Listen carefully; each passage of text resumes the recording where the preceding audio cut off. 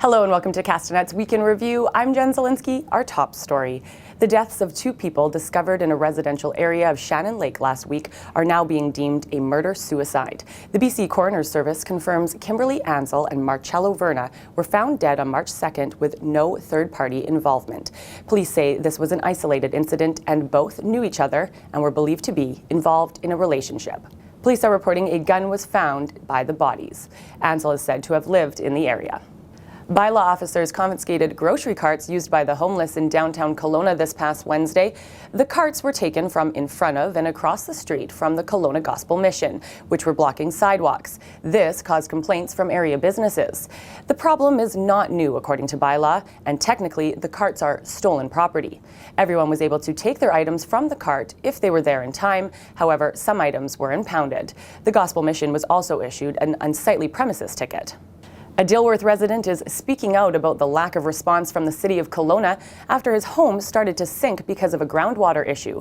Dwayne Thatchuk has lived on Cassiar Road for the last 12 years, but recently his backyard has become flooded, forcing him to install 2 sup pumps. I'm really frustrated with the city basically saying that it's my responsibility to now deal with the water that's coming from those houses up there.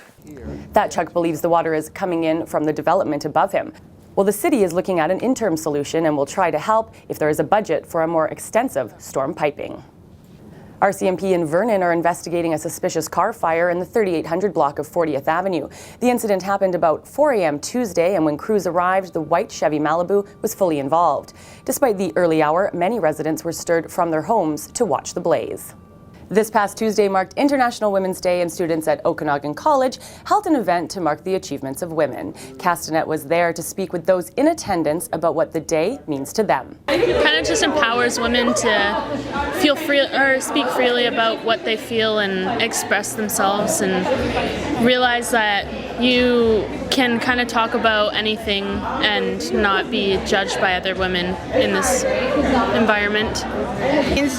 For women to have a voice, things that are concerns for women, for anybody, because women aren't just by themselves. It's also for their children, for the men in their lives, for the women in their lives, for whatever.